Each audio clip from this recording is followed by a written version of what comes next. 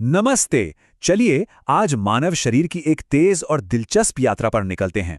हम सब इस अद्भुत मशीन के अंदर गोता लगाएंगे और समझेंगे कि आखिर वो कौन सी अविश्वसनीय प्रणालियां हैं जो हमें चलाती हैं। तो सवाल यह है कि हमारे इस शरीर के सबसे बड़े राज क्या हैं? वो कौन सी बातें हैं जो हमें हम बनाती हैं? चलिए, इस सफर में हम कुछ ऐसे ही बुनियादी सवालों के जवाब ढूंढते हैं। अच्छा, तो सबसे पहले बात करते हैं उस नींव की जिस पर हमारा पूरा शरीर टिका हुआ है, यानी हमारी रूपरेखा, हमारा ब्लूप्रिंट।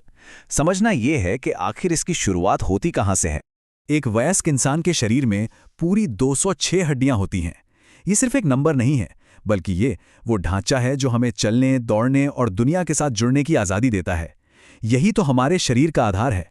तो सोचने वाली बात यह है कि शरीर को ये कैसे पता चलता है कि इन 206 हड्डियों को कहाँ और कैसे बनाना है? इसका मास्टर प्लान आखिर लिखा कहाँ है? चलिए पता लगाते हैं। और इसका जवाब है डीएनए, यानी डीऑक्सीराइबोन्यूक्लिक एसिड। इसे हमारे शरीर का मास्टर इंस्ट्रक्शन मैनुअल कह सकते हैं। बालों के रंग से लेकर हड्डियों की संख्या तक हर छोटी बड़ी जानकारी इसी में कोड की गई है। मतलब डीएनए ही हमारे जीवन का असली ब्लूप्रिंट है। चलिए, नींव की बात तो हो गई। अब मिलते हैं हमारे शरीर के कुछ असली चैंपियन से, हमारे महानायकों से। ये वो हिस्से हैं जो अपने आकार और काम में सबसे आगे हैं। यहाँ एक बड़ा ही दिलचस्प मुकाबला है। एक तरफ है शरीर की सबसे बड़ी हड्डी और दूसरी तरफ है शरीर की सबसे बड़ी ग्रंथि। दोनों ही अपने अपने काम के दिग्गज हैं। देखते हैं ये हैं कौन। और सबसे बड़ी हड्डी का खिताब जाता है फीमर को। जी हाँ, हमारी जांग की हड्डी। ये हमारे शरीर की सबसे लंबी और सबसे मजबूत हड्डी है, जो हर कदम पर हमारा पूरा वजन उठाती है। जरा सोचिए इसकी ताकत के बारे में। और सबसे बड़ी ग्रंथि का ताज पहनता है हमारा यकृत, यानी कि लिवर। ये एक ऐसा पावर हाउस है जो चुपचाप 500 से भी ज्यादा जरूरी काम करता है, पाचन से लेकर जहरीले पदार्थों को साफ करने तक। सच में ये हमारे शरीर का एक अनसंग हीरो है।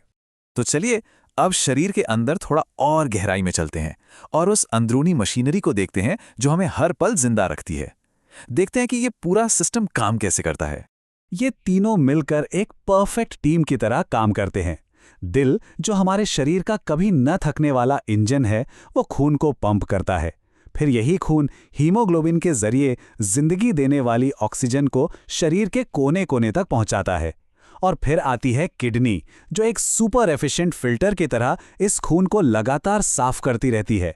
ये एक ऐसा सिस्टम है जो कभी नहीं रुकता। और इस कमाल के इंजन की जान है ये 4 चेंबर। ये 4 शक्तिशाली हिस्से खून के बहाव को इतनी सटीकता से कंट्रोल करते हैं कि साफ और गंदा खून कभी आपस में मिल ही नहीं पाता। ये सच में कुदरती इंजीनियरिंग का एक बेहतरीन नमूना है।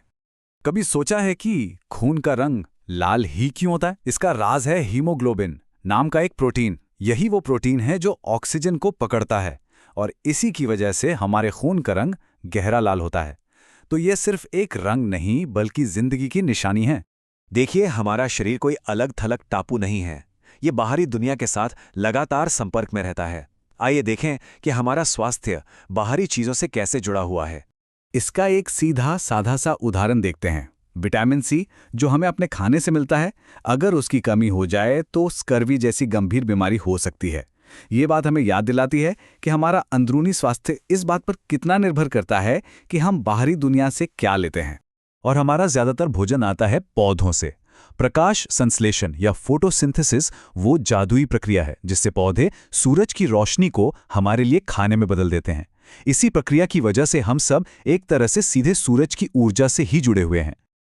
और अब जाते जाते एक आखिरी सवाल, मलेरिया किसके काटने से फैलता है?